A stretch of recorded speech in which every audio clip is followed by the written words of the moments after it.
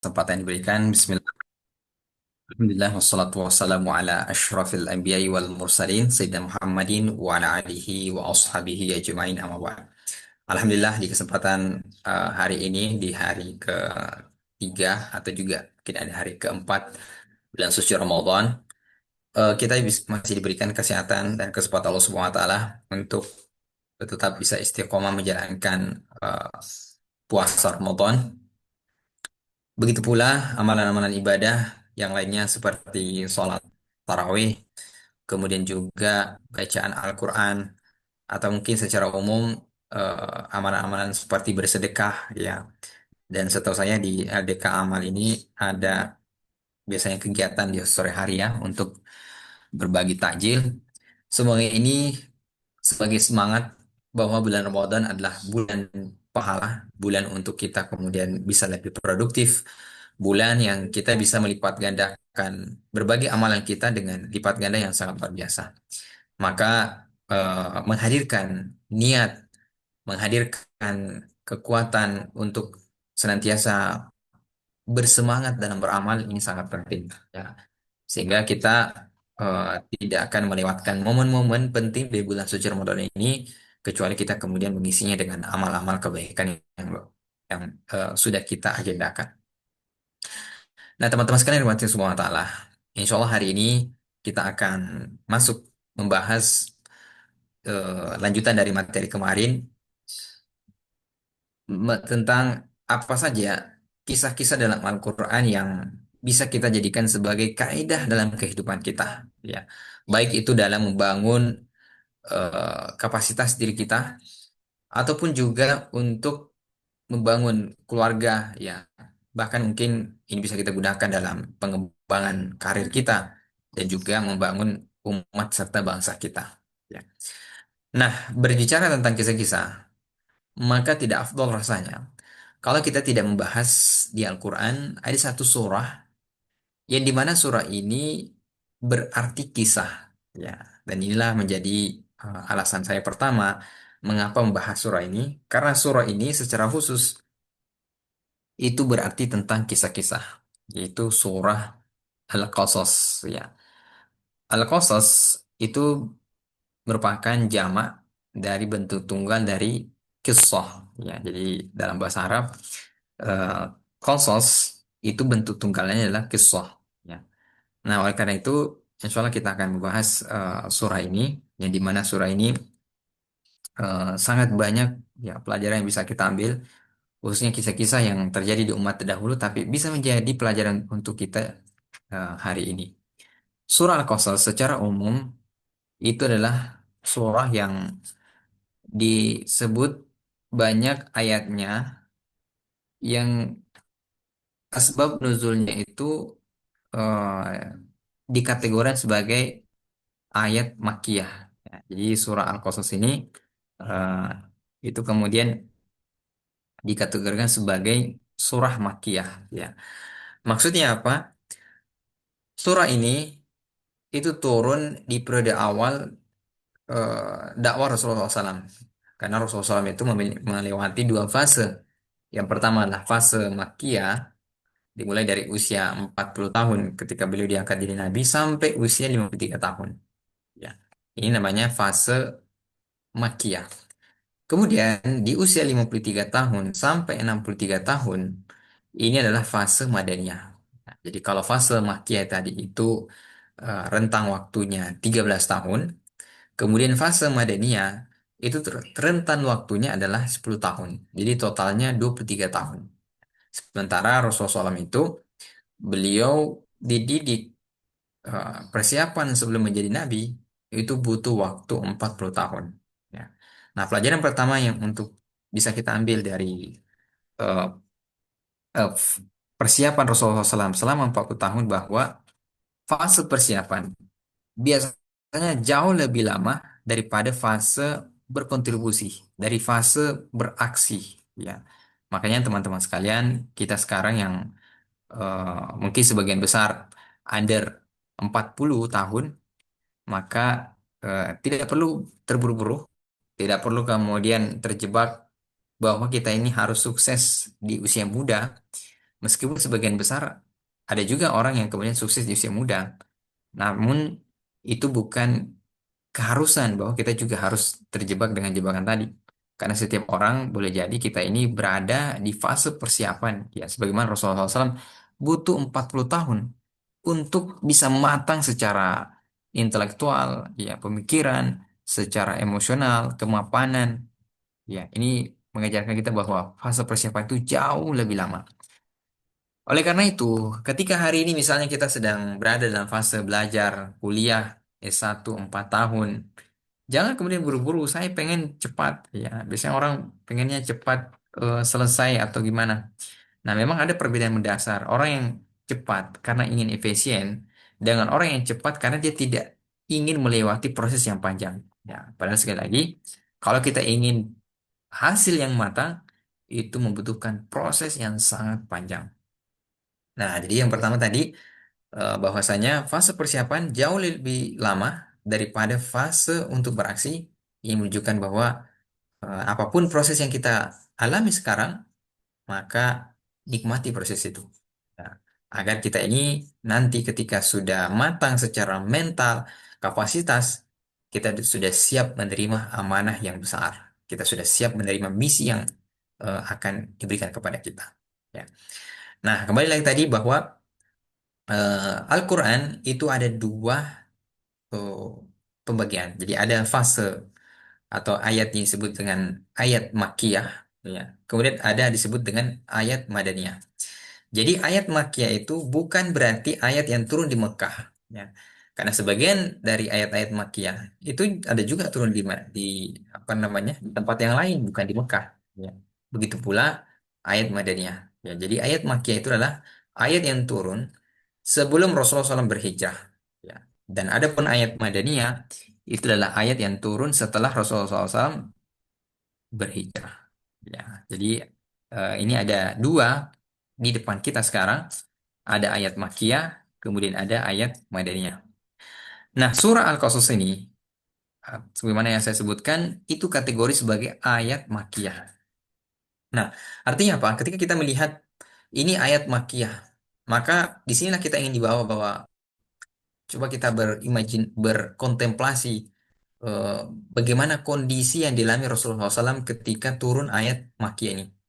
13 tahun pertama dakwah Rasulullah SAW itu penuh dengan ujian yang sangat dahsyat. Ya, di 3 tahun pertama itu dakwah Syria, kemudian 3 tahun berikutnya itu dakwah Jahriyah, kemudian setelah itu ada hijrah ke Habasyah, ya. Kemudian dakwah kepada kabilah-kabilah, sampai kemudian nanti terjadi tahun boykot, embargo total, ya. Kemudian setelah itu ada fase Isra Mi'raj, ya, sampai akhirnya Rasulullah SAW berhijrah. Nah, kalau kita lihat fase kehidupan Rasulullah SAW di fase Makkiyah ini, itu fase-fase yang masa-masa tersulit. Meskipun di Madinah juga lebih sulit juga lagi karena ada perang, ya. Tapi kalau secara kalau kita ibaratkan sebagai bangunan, maka fase Makkiyah ini adalah pondasi. Ya, makanya kemudian eh, fase Makkiyah ini itu banyak bercerita tentang misalnya tauhid, ya, penguatan keiman. Ya. Yang kedua banyak bercerita tentang konsep ilmu, ya, konsep tentang alam semesta, konsep tentang ibadah, ya, konsep tentang penciptaan hari akhir, ya, konsep tentang kebenaran, ya, itu semua ayat-ayat Makkiyah, ya. Maka kalau kita ingin apa namanya masuk dari surah Al-Qasas ini, maka kita bisa bayangkan Rasulullah SAW dalam kondisi tertindas, ya, para sahabatnya tidak bisa kemudian bergerak leluasa, kondisi yang tertekan, maka surah Al-Qasas ini turun seolah-olah ingin meneguhkan hati Rasulullah SAW dan sahabatnya. Ya, makanya itulah yang disebut dalam Al-Quran bahwasanya fungsi dari kisah itu adalah linusabbita bihi fuadak, untuk meneguhkan hatimu. Ya.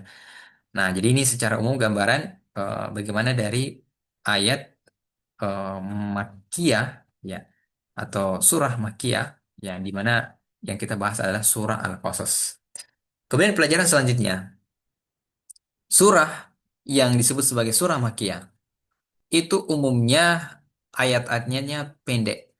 Ya, jadi eh, panjang ayatnya itu tidak terlalu panjang, ya relatif pendek. Ya, dan inilah yang kita lihat dari juz 30, ya, surah-surah pendek. Ya.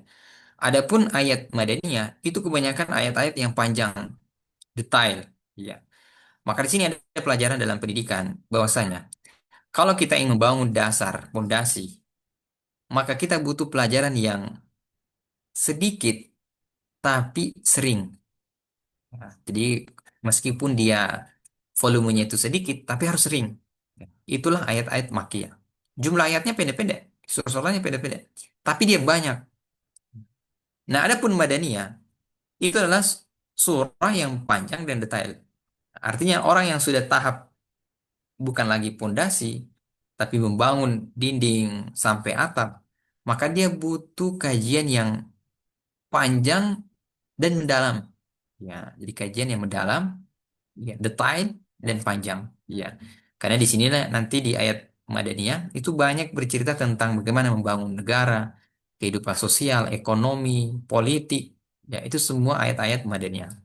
Nah, ayat Makkiyah ini lebih banyak kemudian bagaimana membangun keimanan yang kuat karena mereka sedang ditimpa penderitaan yang luar biasa. Maka kita sudah bisa mengambil gambaran bahwa ayat ini turun di saat Rasulullah SAW sedang berada dalam masa-masa sulit. Ya, bahasanya yang mungkin lebih sederhana adalah masa-masa krisis. Ya. Dan ayat ini juga memuat kisah yang paling banyak disebut Al-Quran, yaitu kisah Nabi Musa dan Firaun. Nah, jadi kalau teman-teman coba lihat kisah Nabi Musa dan Firaun ini adalah kisah yang paling banyak disebutkan Al-Quran. Ya, ada di kisah ini di surah Al-Baqarah, ya, di surah termasuk surah Al-Qasas ini, ya, kemudian di surah Toha dan seterusnya. Ini menunjukkan kepada kita bahwa kalau ada kisah dalam Al-Quran yang dimention berkali-kali, itu menunjukkan bahwa kisah ini adalah kisah yang paling relate dengan kehidupan setiap zaman. Ya. Makanya kisah Nabi Sulaiman itu juga disebut Al-Quran, tapi dia tidak semua surah. Ya. Karena memang kita nggak bisa mengikuti bagaimana kehidupan Nabi Sulaiman, raja yang bisa memiliki apa namanya pasukan dari jin, ya manusia, bahkan kemudian burung-burung. Nggak ada orang yang bisa seperti itu hari ini. Nah, adapun kisah Nabi Musa, ini adalah kisah yang relate, ya. Bahkan relate dengan kita umat Rasulullah SAW. Makanya ketika Rasulullah SAW itu naik berisra Mi'raj, kemudian menerima perintah sholat, Rasulullah SAW kemudian sempat mendapatkan nasihat dan meminta nasihat kepada Nabi Musa SAW, dan Nabi Musa mengatakan bahwa mintalah keringanan dari Rabbmu karena 50 rakaat itu terlalu berat. Ya, saya sudah mencoba pada kaum saya dan mereka justru membangkang. Ya, jadi Rasulullah SAW tidak bertanya ke Nabi Adam atau ke Nabi yang lain, dan Nabi yang paling sama persis jumlah pengikutnya dengan Rasulullah SAW itu adalah Nabi Musa alaihissalam. Ya, maka itulah kemudian Nabi Musa, ketika kita menceritakan Nabi Musa, ini adalah kisah yang paling relate dengan kehidupan kita. Ya, bahkan mungkin ada yang mirip, ya, tentang bagaimana Nabi Musa itu misalnya di masa eh, kecil, di masa remaja, bahkan ketika beliau dewasa dan berhadapan dengan Firaun. Ya. Baik, teman-teman sekalian dirahmati Allah Subhanahu wa taala. Jadi gambaran surah Al-Qasas ini adalah surah yang memuat kisah Nabi Musa alaihissalam, dan inilah kisah yang insya Allah relate dengan kehidupan kita hari ini. Nah, surah Al-Qasas ini saya mungkin tidak akan membahas dari sisi tafsirnya, nah, karena itu pembahasan tersendiri. Ya, surah ini itu dimulai dari yang disebut oleh ulama kita dengan ahruf al-muqatta'ah, huruf-huruf yang kelihatannya tidak memiliki makna, tapi justru inilah mukjizat dari Al-Quran. Ya. Makanya ada satu kaidah yang disebutkan ulama kita bahwa setiap huruf-huruf muqatta'ah ini, ya, seperti alif, lam, mim, nun, ya, yasin, ya, termasuk ayat ini to, sim, mim, itu pasti setelahnya ayat bercerita tentang mukjizat Al-Quran. Ya. Tilka ayatul kitabul mubin. Inilah Al-Quran, kitab yang sangat jelas. Ya. Seperti alif, lam, mim, zalikal kitabul la raiba fihi. Ya, seperti surah Yasin, ya, juga bercerita setelahnya itu adalah tentang kemujizatan Al-Quran. Ya, ini kaidah yang disebutkan oleh ulama kita. Kemudian Di ayat ketiga, Allah Subhanahu wa taala berfirman, "Natlu 'alaika," kami akan menceritakan kepada kalian, ya, min naba'i Musa, sebagian dari naba. Naba itu berita atau kisah Nabi Musa alaihissalam. Wa Fir'aun, dan juga Fir'aun, bil haqq, dengan betul-betul dengan kebenaran, liqaumi yu'minun, bagi kaum yang beriman. Ya. Jadi di sini Allah Subhanahu wa taala membuka pembukaan bahwa Allah akan menceritakan kisah Nabi Musa, ya, dan Fir'aun, ya, dengan sebenar-benarnya untuk kaum yang beriman. Nah, di sini terdapat tadabbur yang bisa kita dapatkan bahwa kisah itu salah satu fungsinya adalah untuk meneguhkan hati kita, untuk membuat kita semakin yakin. Ya, ketika Rasulullah SAW menghadapi masa-masa yang sulit, Nabi SAW diusir oleh kaumnya, ya. Nabi SAW ingin mengubah masyarakatnya yang sedar, yang moralnya lagi rusak. Beliau menghadapi pertentangan. Ya, padahal beliau selama ini, ketika beliau dari usia 0 sampai 40 tahun, itu hidupnya aman-aman aja. Beliau mapan, punya keluarga. Tapi ketika beliau ingin memperbaiki, justru Rasulullah SAW dimusuhi. Ya. Dan ketika Allah menceritakan kisah Nabi Musa ini menjadi pelajaran bahwa kalau hari ini kamu menghadapi masalah yang begitu besar, ya, ditindas oleh kaummu sampai kemudian diusir dari kampung halaman, dari Mekah sampai hijrah ke Madinah, maka Allah yang mengatakan bahwa itu juga yang terjadi kepada Nabi Musa alaihissalam. Bahkan lebih lebih eh, pahit lagi. Nabi Musa alaihissalam, jangankan dia diusir dari kaumnya, beliau belum lahir saja itu sudah menjadi buronan. Ya, jadi buronan. Makanya di sini di ayat selanjutnya ini itu bercerita. Hmm. Jadi ada orang yang dia belum lahir, dia sudah jadi buronan. Ya, nah, saya mau tanya teman-teman sekalian, ada nggak di antara kita ini masih kandungan, ya, belum lahir, dia udah jadi buronan, ya, ingin dibunuh, ya. Jadi dia belum lahir di bumi ini, itu sudah punya musuh, ya. Dan di surat Toha itu disebutkan bahwa musuh dari bayi ini itu juga adalah musuh Allah, ya. Jadi masya Allah. Jadi soal ini mengingatkan kepada Rasulullah SAW bahwa kalau hari ini kamu mengalami penderitaan yang sangat luar biasa, diusir dari kaum, maka dulu ada Nabi Musa alaihissalam yang dia belum lahir saja sudah diburu-buru. Ya, Nabi alhamdulillah beliau lahir, ya, dari usia 0 sampai 40 tahun, beliau tidak pernah diburu-buru oleh kaumnya, tidak pernah kemudian diancam ingin dibunuh. Bahkan Rasulullah SAW mendapatkan gelar personal branding yang sangat luar biasa, Al-Amin. Ya. Tapi Nabi Musa alaihissalam dia belum lahir, sudah dikejar-kejar, bahkan ingin dibunuh. Maka ini pelajaran bahwa kadang kita itu merasa eh, merasa paling menderita lah, ya. Tapi ketika kita membandingkan kisah kita dengan kisah orang lain, kadang-kadang kita juga mungkin akan mengatakan, oh ternyata saya relate ya, saya sama dengan kisah orang itu. Tapi ketika kita membaca bahwa kehidupan yang mereka alami jauh lebih berat, nah disitulah kita kemudian akan sadar dan bahkan bersyukur kepada Allah Subhanahu wa taala bahwa kehidupan yang kita alami itu tidak jauh lebih pahit daripada kehidupan yang dialami umat terdahulu. Ya, makanya hari ini teman-teman sekalian, kalau kita menghadapi masa-masa yang sulit dalam kehidupan kita, masa-masa paling mungkin krisis, bahkan kita tidak bisa mengambil pilihan kecuali misalnya keterpaksaan dan seterusnya. Ingat bahwa kita perlu membaca kisah-kisah umat terdahulu. Ya, jadi ketika kita membaca kisah-kisah umat terdahulu, kita akan sadar, ya, dan apa namanya, memahami bahwa ternyata yang saya hadapi ini itu tidak ada apa-apanya dibanding orang-orang terdahulu. Ya. Nah, kemudian di ayat keempat, Allah SWT berfirman, Inna Fir'auna, sesungguhnya Fir'aun itu, ala fil ard, dia membuat, ala itu dari kata ulu, membuat kesewenang-wenangan, ya, fil ard, di muka bumi. Wa ja'ala ahla, dan dia menjadikan ahla, penduduknya, syia'an, ya, syia'an itu artinya adalah berpecah belah, ya. Ta'ifatan, ya, jadi syi'an yastad'ifu ta'ifatan minhum, maka di antara penduduk tadi ketika sudah berpecah belah, yastad'ifu, dia melemahkan, ya, jadi memang Firaun itu fungsinya melemahkan ta'ifatan minhum, sebagian di antara kelompok mereka, yuzabbihu abna'ahum. Kemudian Firaun itu dia menyembelih anak-anak laki-laki mereka, Bani Israel maksudnya. Wa yastahyi nisa'ahum. Kemudian dia membiarkan anak-anak perempuan mereka. Kemudian di ujungnya Allah mengatakan, innahu, sesungguhnya dia ini adalah kana minal mufsidin, termasuk orang-orang yang merusak. Ya. Nah, ada beberapa pelajaran yang bisa kita ambil dari ayat ini. Yang pertama bahwa kenapa Firaun itu akhirnya kemudian dibinasakan oleh Allah Subhanahu wa taala. Ya. Tentu kisah yang paling kita tahu adalah nanti Firaun itu akan ditenggelamkan di Laut Merah. Tapi itu ujungnya. Ya. Nah, awal dari kehancuran tahta Firaun itu adalah ketika dia melakukan ini. Yang pertama adalah dia menyombongkan diri, ya, berbuat sewenang-wenang. Yang kedua adalah dia memecah belah, ya, politik pecah belah.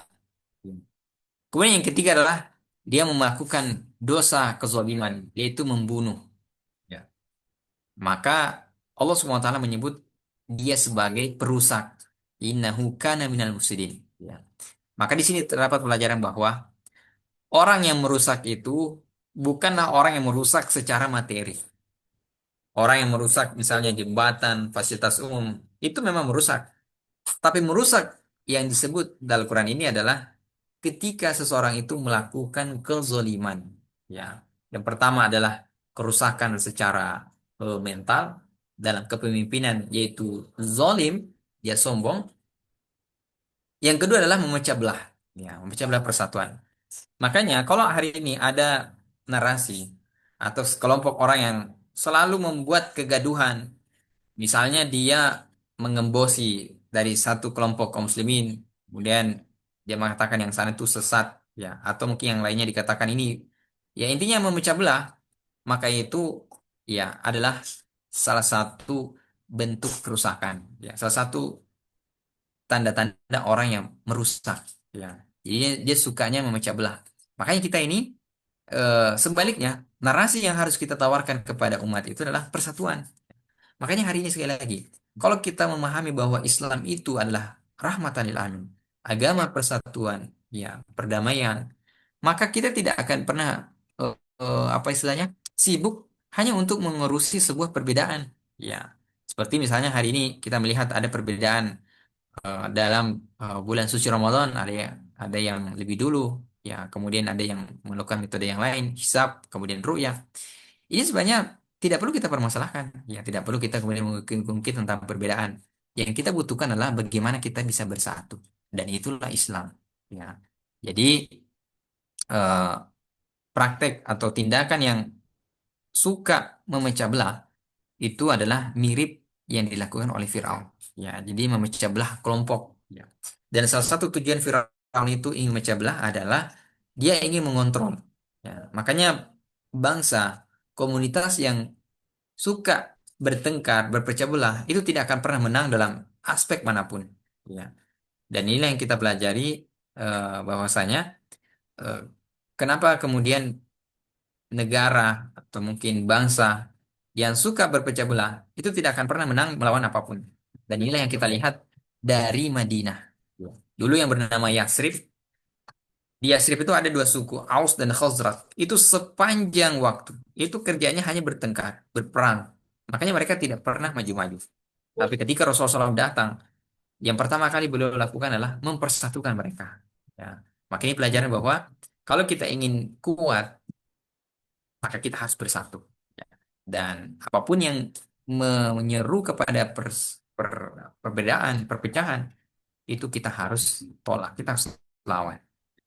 Kemudian yang selanjutnya adalah Firaun dia membunuh. Ya, dia membunuh anak-anak laki-laki, kemudian membiarkan anak perempuan. Nah, ini kalau dalam istilah yang lebih spesifik adalah Firaun itu dia mengendalikan penduduk. Ya, jadi dia ingin kemudian karena tadi dia bermimpi takut bahwa akan ada bayi laki-laki yang menghancurkan kekuasaannya, makanya dia kemudian membunuh bayi laki-laki. Ya. Ketika di tahun eh, Firaun itu membunuh semua bayi laki-laki, itulah kemudian lahir Nabi Musa alaihissalam.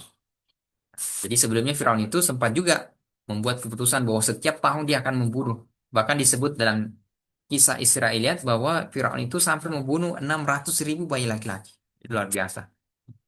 Nah, ketika dia membunuh tadi bayi laki-laki dari Bani Israel, ternyata dia mengalami juga bahwa mereka butuh apa budak untuk membantu Firaun. Makanya kemudian Firaun itu merevisi peraturannya.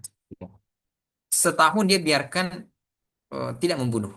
Ya. Dan di tahun tidak terjadi pembunuhan itulah lahir Nabi Harun alaihissalam. Ya. Tapi Nabi Musa alaihissalam dia lahirnya tadi di tahun ketika terjadi pembunuhan.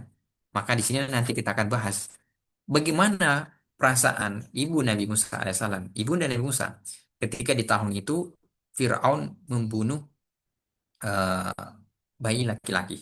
Apa yang dia lakukan? Ya. Kemudian eh, di sini juga terdapat pelajaran bahwa ketika suatu bangsa terjadi krisis yang dahsyat, maka boleh jadi di saat itulah, di tahun itulah akan lahir peradaban baru. Dan ini yang kita lihat saksikan dari kisah Rasulullah SAW. Ketika terjadi gempuran pasukan bergajah yang ingin menyerang, menghancurkan Ka'bah di Mekah yang dipimpin oleh Abraha, ternyata di tahun itulah Rasulullah SAW lahir. Dan ini selalu terjadi dalam sejarah. Jadi ketika terjadi peristiwa besar yang mengalami puncak krisis, biasanya di tahun itu, di tahun yang sama, itu lahir orang yang akan mengubah peradaban. Dan itu hanya bisa diketahui kalau Rasulullah SAW setelah 40 tahun baru orang tahu ternyata di masa itu lahir seorang nabi dan Rasulullah SAW diangkat menjadi nabi di usia 40 tahun. Jadi biasanya seperti itu. Orang tidak akan mention, orang tidak akan notice ketika orang itu lahir. Tapi ketika nanti dia menjadi orang hebat, orang besar, orang baru notice, ini dulu lahirnya kapan? Ya, ternyata di saat itulah eh, orang ini lahir di masa-masa yang krisis. Maka teman-teman sekalian, kalau hari ini kita mengalami yang kalau sekarang kita melihat bagaimana perkembangan dunia, terutama geopolitik, itu sedikit tidaknya orang akan melihat sekarang ini dunia sedang tidak baik-baik saja. Ya, baik dari sisi ekonomi, budaya, politik dan seterusnya. Maka ketika terjadi masa-masa krisis, ya seperti kemarin kita sudah melewati masa COVID, Corona, maka satu yang harus kita tekankan bahwa di tengah krisis kita harus tetap optimis. Nah, bagaimana Ibunda Nabi Musa menyelesaikan konflik ya ketika di tahun kelahiran Nabi Musa alaihissalam? Coba kita akan lanjutkan di sana. Demikian yang saya sampaikan. Semoga menginspirasi kita. Saya kembalikan ke moderator.